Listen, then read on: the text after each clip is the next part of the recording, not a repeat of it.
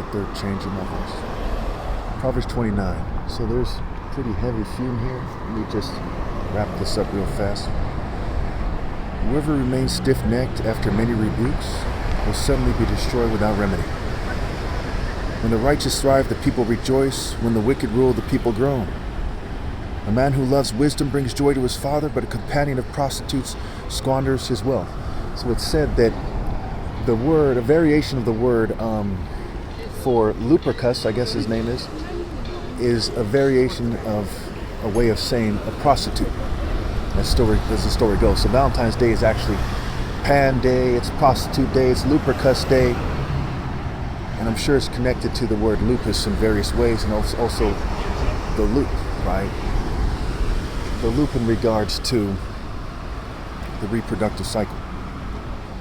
So they remained stiff-necked after many rebukes, and they were destroyed without remedy is a key part of the story, right? The human beings on the planet, the Israelites, it's everybody outside of the divine order.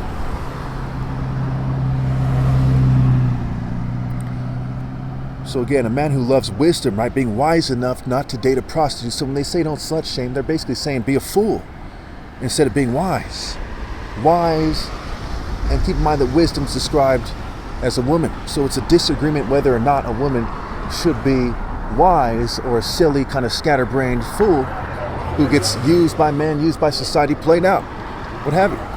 That has led to the don't slut shame argument and the controlled opposition on the right wing and otherwise, who, contribute to one of the major problems on this planet, which is controlled opposition and, rape by deception, what have you.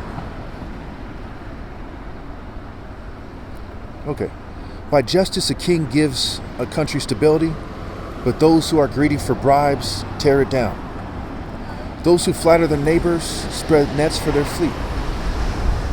Evildoers are snared by their own sin, but the righteous shout for joy and are glad.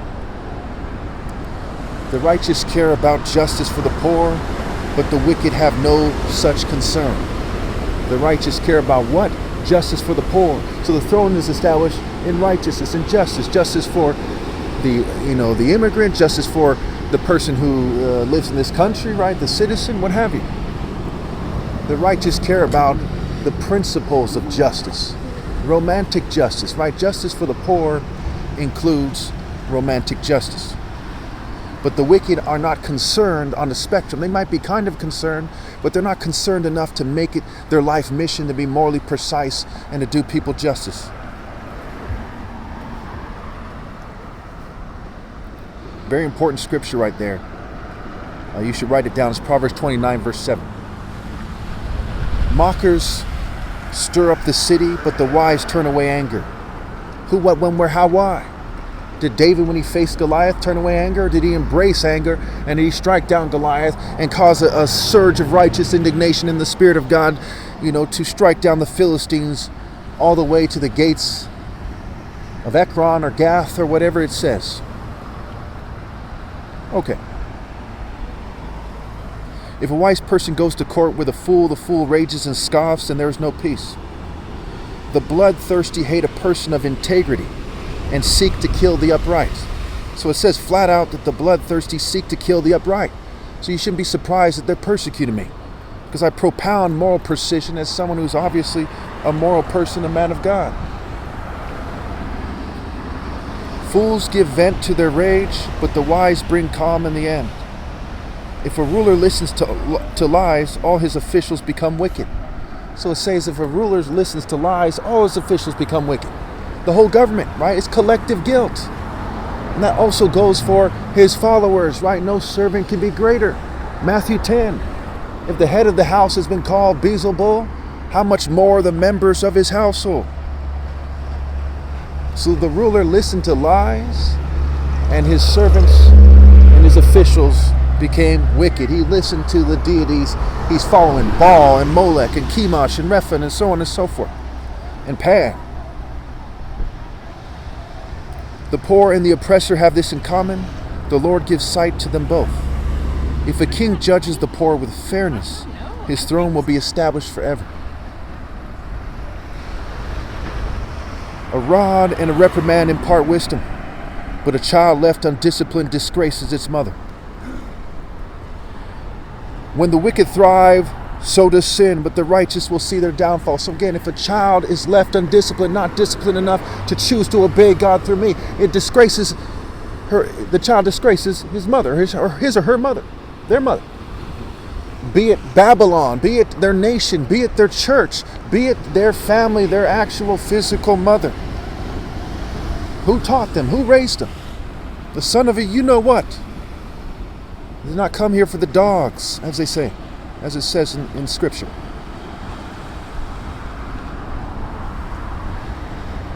When the wicked thrive, so does sin, but the righteous will see their downfalls. Who's thriving financially? Who's thriving in the sense that it's talking about here? The wicked. And that's why America's so sinful. And for those of you who would say, hey, no, it's not, then why is one of the most important cities in America, one of the most celebrated and embraced, one of the most popular cities called Sin City? And Baltimore, the murder capital, is called Murdermore. And there's other names that reflect the failure as well, right? New York City, the Rotten Apple. I just came across a gas station today called Rotten Robbie. I don't always notice it, but I've noticed this since I was young. Every once in a long time, right? My mom used to, point that out. That's very strange that they named themselves Rotten Robbie. It's very, very foolish, very, very interesting. So again, if a ruler listens to lies, all his officials become wicked. All his officials become wicked because they're on board, they're part and parcel, they're complicit, they're rolling with it. Okay.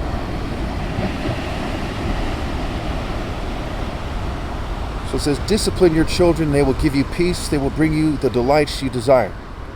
Where there is no revelation, people cast off restraint, but blessed is the one who heeds wisdom's instruction.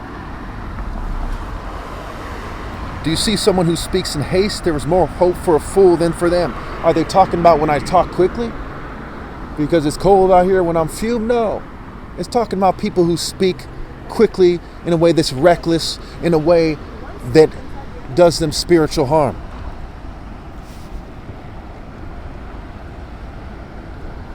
A servant pampered from youth will turn out to be insolent. Right? All these spoiled brats and frats. These people with their ill-gotten gains, their blood money and privilege. Right? And what ends up happening? They turned out to be insolent. Insolent fools, as the story goes. An angry person stirs up conflict, and a hot-tempered person commits many sins. Pride brings a person low, but the lowly in spirit gain honor. Now, why are they lowly in spirit? Well, they're talking about those who are sad because they're righteous. Right? Ignorance is bliss. Knowledge of God brings joy on the one hand, and it brings sadness on the other, in a way that a person knows that their path in life is worthwhile and that they're living a superior life on a superior path in a superior way. Okay. The accomplices of thieves are their own enemies. They are put under oath and dare not testify. So the accomplices of thieves are their own enemies. They are put under oath and they dare not testify. Going back to verse 12, if a ruler listens to lies, all his officials become wicked. Why? Because they're stealing from God. The way, the truth, and the life. They're stealing the people from God. They're stealing the direction of the people from God. They're stealing various things from God. The resources, the praise, the glory, in a sense. Well, there's no truly stealing the glory from God, is there? But you get what I'm saying. If you have any questions, put in the comments if you don't get what I'm saying. Fear of man will prove to be a snare, but whoever trusts in the Lord is kept safe where it matters most. Many seek an audience with a ruler, but it is from the Lord that one gets justice. One of my favorite scriptures is how this chapter ends. It's Proverbs 29, verse 27. The righteous detest the dishonest, the wicked detest the upright. All these people saying don't slut shame or don't judge. Okay, it is a universal truth that the righteous detest the dishonest, especially by their actions, and the wicked detest the upright. So if it's saying that that's the case, why would it then say don't judge? No, it's saying first remove the log from your own eye and then judge. Then judge correctly, judge truly, judge in a way that is correct. Christ, as a character in the story, gives the command to judge. He says, stop judging by mere appearances, but instead judge correctly. And how often does he say, stop doing something, right? It suggests urgency and importance. He said, stop judging by mere appearances, but instead judge correctly. Okay.